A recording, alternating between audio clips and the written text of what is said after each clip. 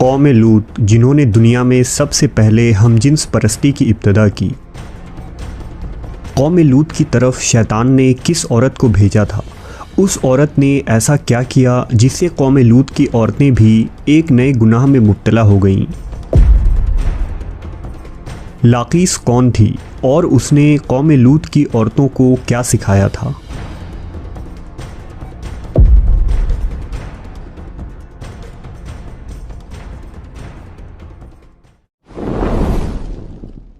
शैतान अल्लाह का नाफरमान और बनी आदम का सबसे बड़ा दुश्मन है, जो मुख्तलिफ़ तरीक़ों से लोगों को धोखे और फ़रेब में मुब्तला करता रहता है और उन्हें वर्गलाता है।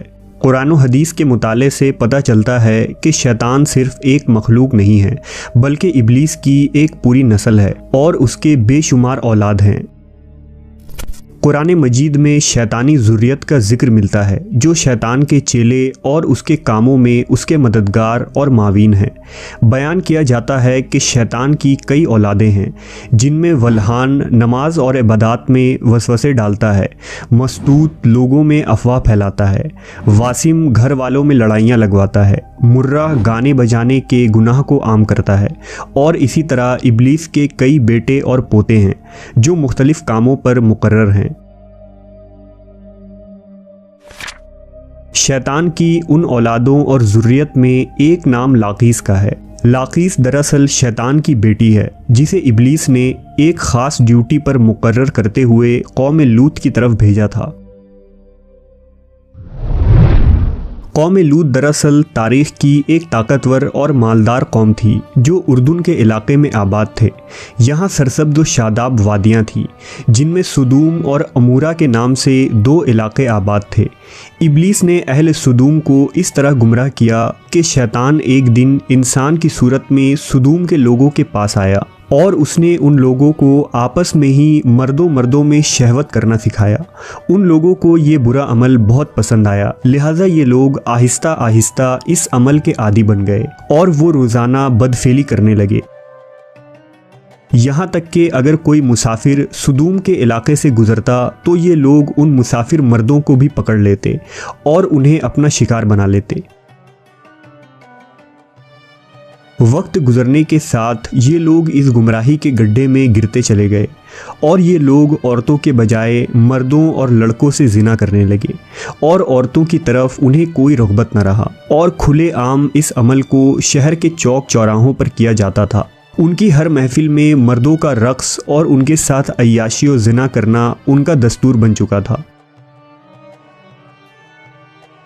अल्लाह ने उनकी तरफ अपने बंदे और नबी हज़रत लूत अलैहिस्सलाम को भेजा, जिन्होंने अहले सुदूम को इस गंदे अमल से तौबा करने को कहा और फरमाया, क्या तुम लोग वो बेहयाई करते हो जो तुमसे पहले इस ज़मीन पर किसी ने नहीं किया है?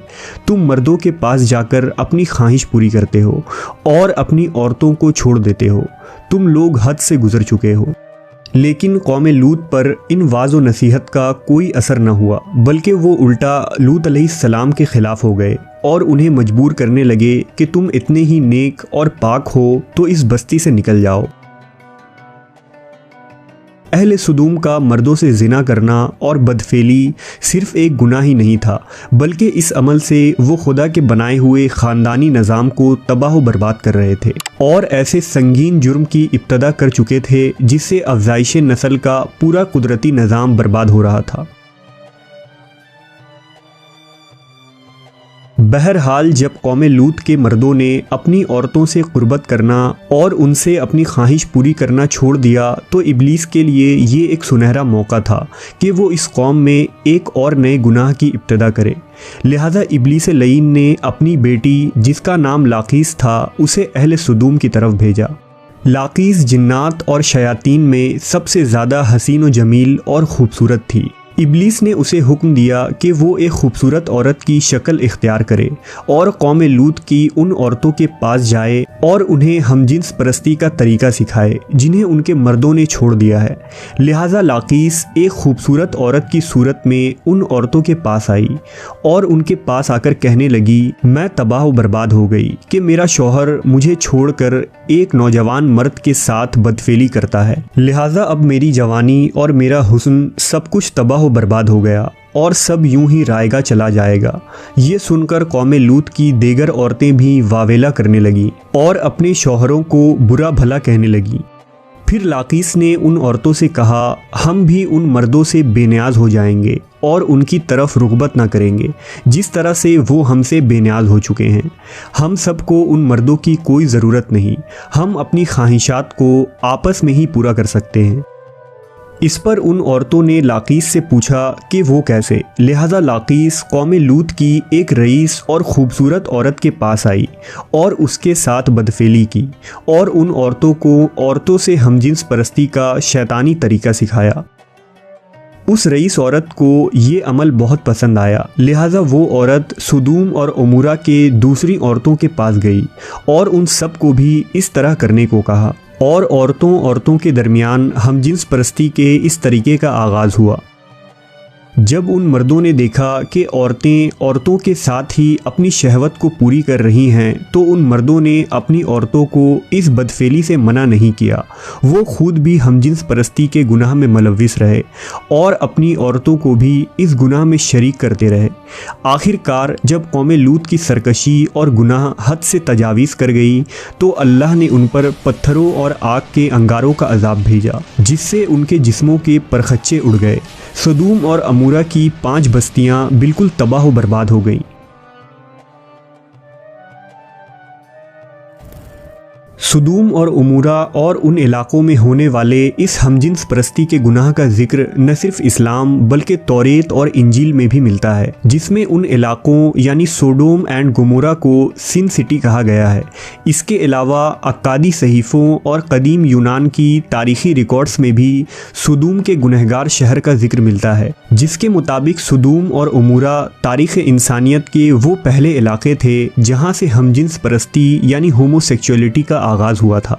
और इब्लीस की बेटी लाकीस ने बाद में इस घिनौने गुनाह में मज़ीद इजाफा करते हुए वहाँ की औरतों को भी हमजिन्स परस्त बना दिया, जिसे जदीद दौर में लेस्बियन कम्युनिटी का नाम दिया जाता है।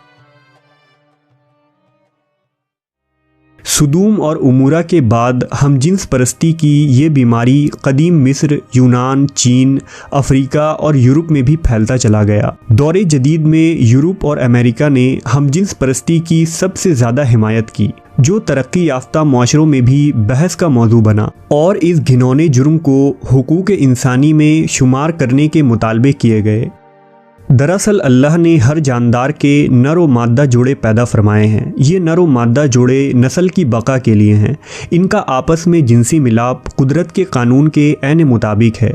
इंसानी कानून किसी हाल में भी कानून इलाही का बदल नहीं हो सकता और कवानीन इलाही के फ़ायदे और बरक़ात को किसी इंसानी कानून के ज़रिया हासिल भी नहीं किया जा सकता।